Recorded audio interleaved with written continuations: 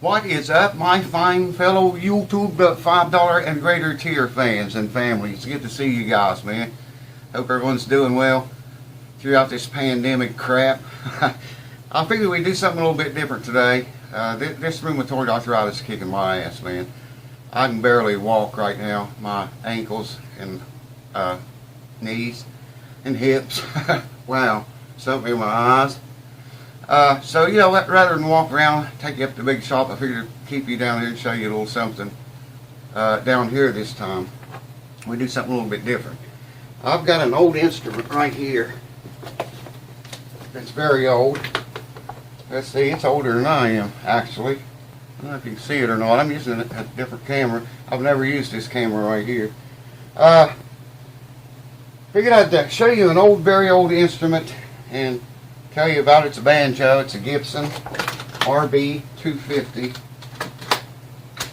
and that's what it was when it was put into this case.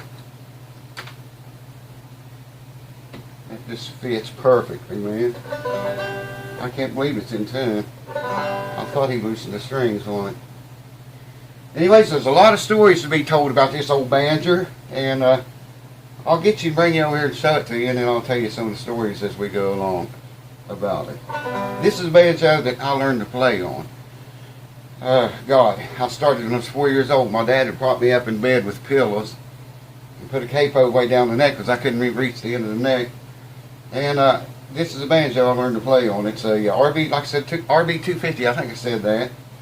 And it's an arch top. It's got the arched head. It's not a flat head. Bow tie inlay. And man, I played this banjo. I drug it all over the United States and played it. Won contests with it, played it in several different bands over the years with it. And it's, my dad bought it. I'll get you in a minute to show you, I promise. My dad bought this banjo March the 2nd in 1959. Now, the reason I know that is because I still have the original receipt where he bought it. He bought it out of a jewelry store, okay? He paid $295 for it. With a hardshell case, not this hardshell case, but with one just about as nice as this one is. $295 for the banjo and the case. He was tickled to death, man. I mean, I don't remember it, but I remember him talking, my mom talking about it, you know, saying how much he was so crazy about getting that banjo. He had a buddy that they had a band together. They just played old cheap, junky instruments, you know. It's probably was all they could afford because, man, we were poor when I was that young. And his buddy bought a Gibson teardrop mandolin. It's at the very same time. Not the same day, but that month. So my dad had a new banjo, and his buddy had a new Gibson mandolin. And they were, you know, 1959, man. They were, you know, wheel hossing it. And anyways, like I say, when I was, that was before I was born, rather, actually. I don't know if I said that or not. I was born in August, so it was like a few months before I came along. And then 4 years after that is when I started wanting to play the banjo. And, you know, like I said, he propped me up on the bed, sat it on me, in front of me, and put pillows around, put a capo on it. I think I could reach the end of the neck up here, but I couldn't comfortably reach it, you know what I mean? So he put a capo down about the 4th fret or so. And it didn't have these tacks in it then. I put the tacks in it years after that. I think he had like a sliding capo for that one string, for the 5th string. It screwed in, and it had a little slide on it. You slide, you know,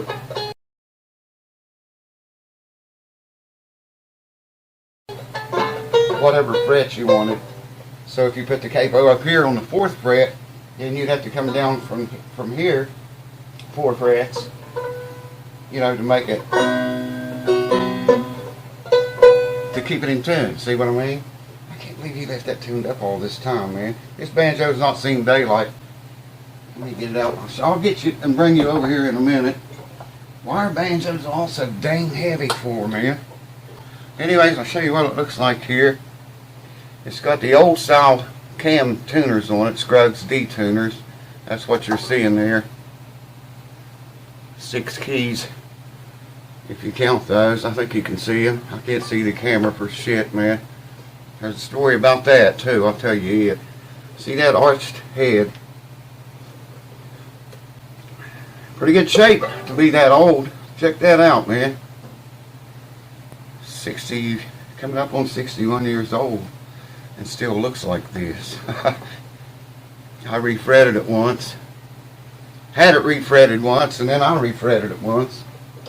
Had it refretted many years back when I didn't trust myself to do an instrument like this. Alright, I'm going to come get you and bring you over here, and that's probably going to fall and hurt me. And I'll tell you some things about this whole going. Good to see you guys, man. Thanks for keeping it here another month. Alright, here it is. Here it is in its majestic beauty. Everything on this banjo, by the way, is original except these two cam tuners. There's a story there. This was not a geared key. I changed it out. And of course the bridge, I changed it, and I changed this tailpiece. These tailpieces usually have a lid that comes over and covers about that much of the string up, and that thing always rattled, man. So I took it off. It didn't really serve any purpose. Now, let me tell you some tales about this thing, man. This camera don't have stabilization. Maybe I can stabilize the image when I edit it. Hopefully I can. We'll just start back here. You listen to that thing ring. Can you hear that? Wow. So I changed the tailpiece, and I've had a blue million different bridges on it. That affects the sound of a banjo big time. Now you can see that raised ring around there. Most banjos don't have that. Most people like the flat-headed ones better. I guess this was all what they had in the jewelry store when my dad bought it. He was just happy to get a Gibson, you know, a good banjo. This right here, you might think it's from arm wear, where my arm hung down over it so many years. Part of it is up in here, but this big spot right here, this thing broke one time. And my dad and one of his friends, his friend's name was Skinny Beckett. He's been dead, good Lord, 50 years at least, man. He's been gone. I remember him. Well, I was there when they did this. There's a place here somewhere, I think it's right there, where my dad held it with pliers, and Skinny brazed this, the bracket back here, back on to the armrest itself. And it made the chrome come off of it right there. I thought my dad was going to cry. Now you can buy these all day long. You know, of course it wouldn't be original. That's the original one that came on the banjo. Of course the head is not original. You know, over the years I put a lot of heads on it. Look at the shape though, man, that it's in. It needs cleaned right now. Like I said, it's been in storage. But I mean, check it out. To be that old, look at the chrome on it. What shape it's in to be. Yeah, I'm going to cover the light up over there. The frets are pretty good. They're pretty dirty. Man, I'm sorry about this shaking, guys.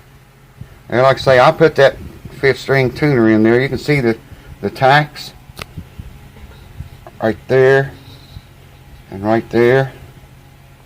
Get the light glare off of them there. You can see them, I think. There's only 2 in it. I did that after I started working on instruments a little bit more. Oh yeah, this little neck right here. My dad, all the years he played that before I started playing, it didn't have a scratch on it, man. Nowhere.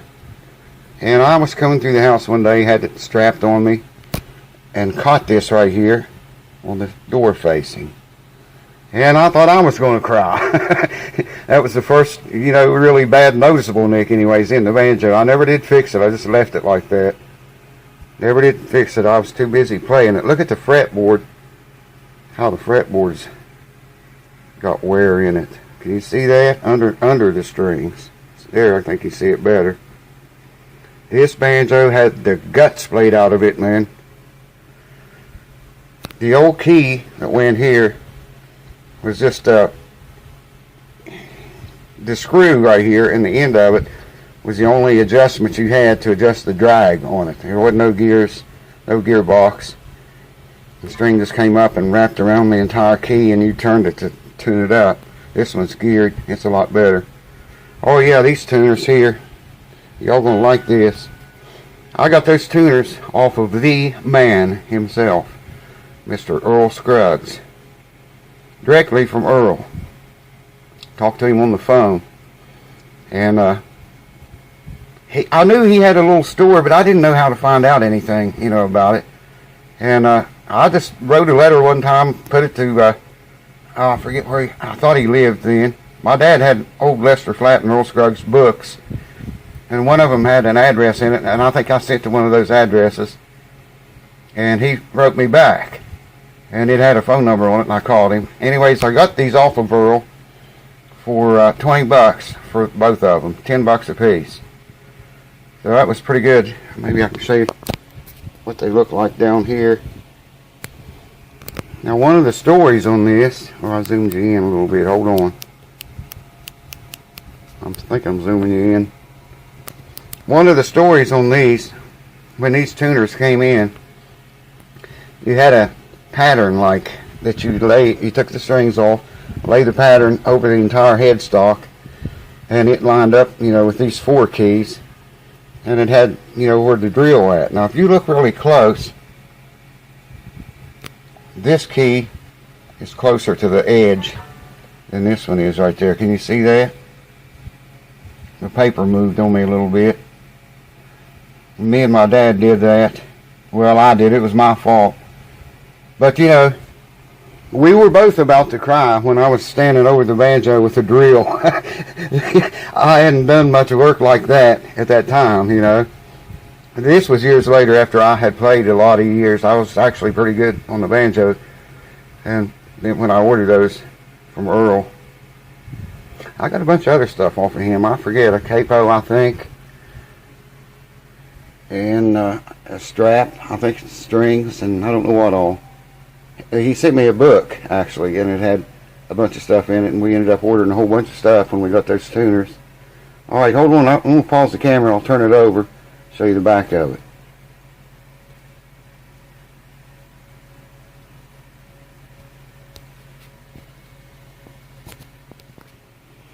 Alright, there's the beautiful sunburst collar.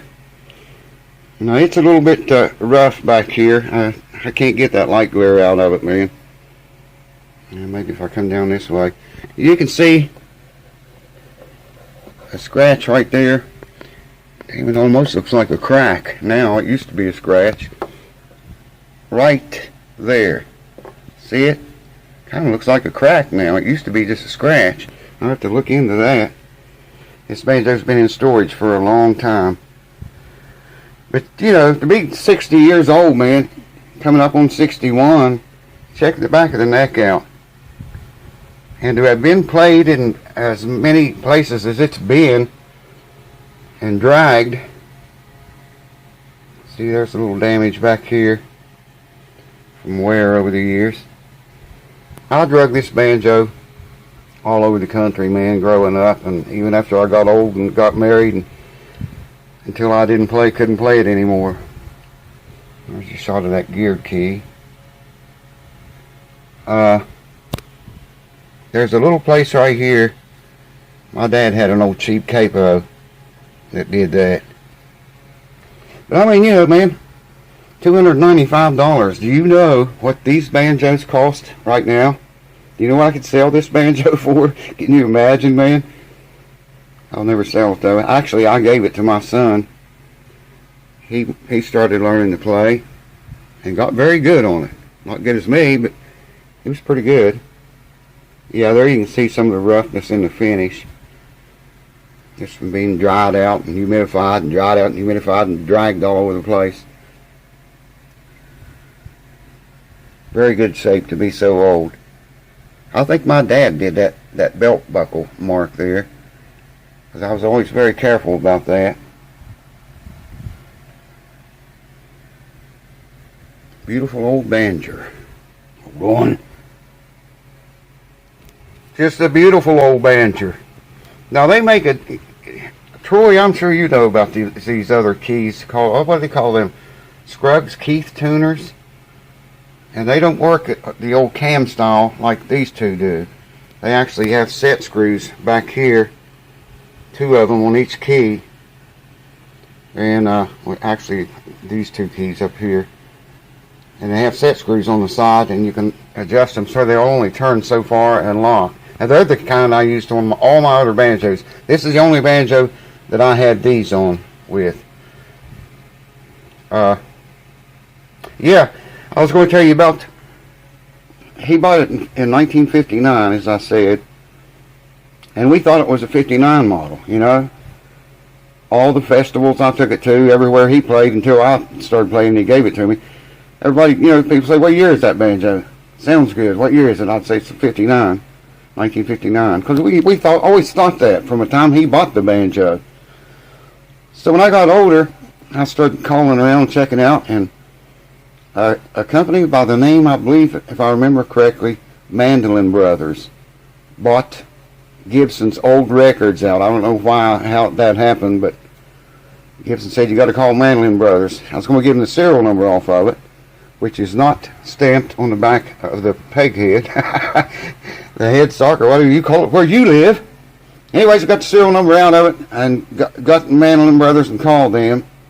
Told them the story. I said, my dad bought it in March of 1959, and here's the serial number. I didn't know how to read the numbers back then. And the guy looked it up and told me, he said, that's your banjo's in 1956. It was built in 1956. He said, back in that time, it wasn't, you know, uncommon for a banjo like that to sit around in a store, you know, for months or even years in this one's case. So it was in 1956 it was built. My dad bought it in 59, so it's 3 years old, you know, when he bought it. But it was brand new. It's still, I guess it sat in the store, the jewelry store up there for that long. You can look on the maps for Richwood, West Virginia. That's where he bought it. An old place called Smithson's Jewelry, if I can say it. Smithson Jewelry. I can't say that, man. It's hard to say. Anyways, that's where he got it for $295. Hard shell case and all. Man, if that banjo could talk. Well, it does talk. If I get you down there close to it and yell at it, you can probably hear that. It don't sound good now because the strings are probably 10 years old on it, maybe longer than that. I think it's been that long since my son fooled with it. But I literally drugged that banjo everywhere, man, and played it. Played it with some big name bluegrassers too, around festivals, you know. The jam session out in the parking lot. A jam session happened, and that, you know, you just run on to the big boys and sometimes get to pick with them. And over that many years, I played with several. Got to play on stage with a few of them. Just they let me set in. That was mostly when I was a kid, you know. I was pretty good and got a lot better. When you do something for 12 hours a day, the reason those frets are not wore because they haven't been played on that much. I fretted this banjo, and if you look down to right there, well, from right here up this way, let me find it again. Yeah, if you look at those frets from right there up this way, they're all the same. But if you look from this fret down this way, these frets are narrower this way. They're not as wide. Can you see that? I ran out of fret wire, man. And all I had left was a little bit narrower fret wire, so that's what I used. Fretboard looks good. Master tone. Wish I could get you a shot of that, man. I don't know if I can get it in there. Yeah, I can't hold the camera still. I think maybe yeah, there it is. I think you can see it. Master tone. Good old banjo. A lot of folks have played that banjo too over the years. You know how people just kind of look at your banjo. Sure, you can look at it. I was going to tell you something though. Can't remember what it was. Something else about the banjo I thought of, and I started to tell you, and I got sidetracked talking about these frets. Wow, I don't even know what it was, man. Anyways, I played a lot of festivals and won a lot of contests, made a lot of money with this banjo. $295 hit way more than paid for itself over that many years of playing it. Yeah, it's funny too. I only got one video on my YouTube channel of me playing the banjo. You can just search banjo on the channel. You'll find it if you want to check it out. One. So there you go, folks. I see something on that camera that shouldn't be there. I hope it's recording. I've owned a bunch of Gibson RB250s. Newer ones. Well, when I say a bunch, I've probably 5 or 6 over the years and sold them. They're not like this. The inlays, everything, they're just totally, the headstock, everything's different about them. And they don't sound as good. I didn't think they did. I owned arch tops and flat tops. I had one Gibson Granada, they're called. It was a gold banjo, all gold and red wood. The wood was painted red. Beautiful, man. It was like the one Earl Scruggs played, only Earl saw the gold was wore off of. This was a brand new Gibson Granada that I had. Very, very expensive banjo back then. I'd hate to think what one would cost now. I was dummy, sold it, man. Yeah, I couldn't play it. It just laid around here all the time, so I thought, yeah, I'm going to get somebody that'll get some use out of it, maybe can play it or enjoy it some way. I wish I could think, man, what I was going to tell you about this banjo. There was something else I started to tell you about, and I got off on these frets. I forgot what it was, man. Tried to go back on the video and look and see it. I couldn't find it. I didn't get any hints from it. I'll put in the screen text or something if I think of it by the time I edit this video. I don't know how long this video is. I have no idea. Anyways, I hope you guys are doing well, man. I'm doing good, except for the rheumatoid arthritis. It's just eating it's killing me, man. You know, I could go get treatment for it, take shots in the belly, or I think it's Humira was what my buddy over here took. He's dead now, so I can't ask him. But it helped him. I do know that. He was crippled. I mean, he let it go a long time. I'm not going to let it go that long. But yeah, I'm going to let it go as long as I can, because I don't know what that shit does to you. You keep pumping however many shots you take a day of it. Anyways, hope you enjoyed the video this month on this old banjo here. I guess I'll put it back in the case and put it back in its storage. I'm not going to play it because I can't, man. I can't even hold it.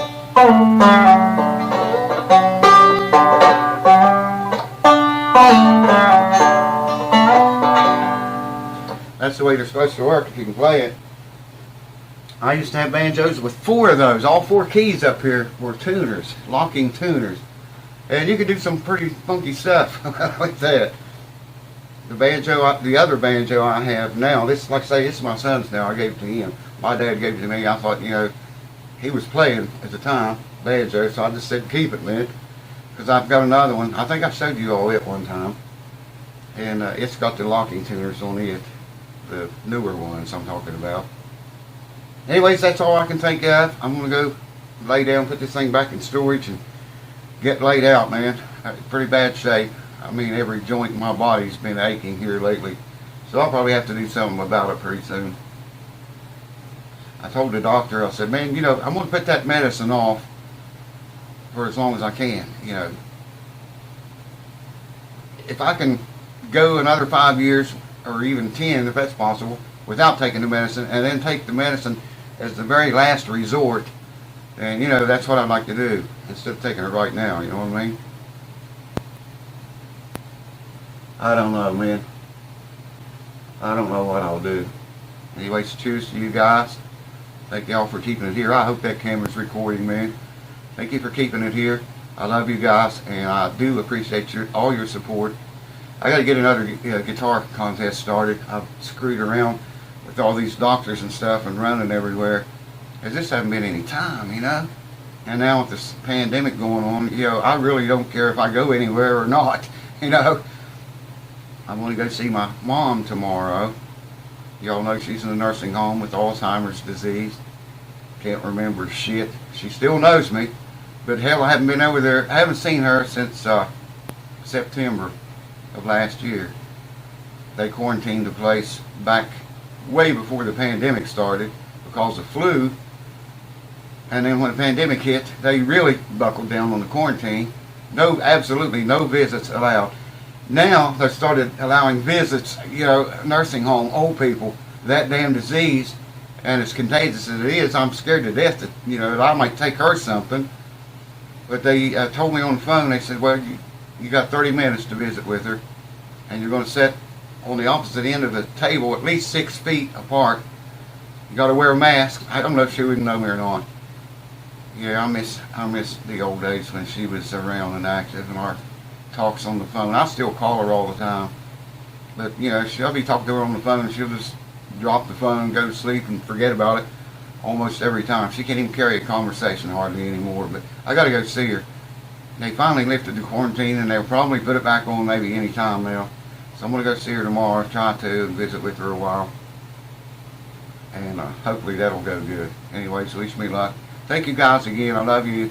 And I'll see you I'll see you before a month. Cheers. Thanks for watching. Thanks for everything.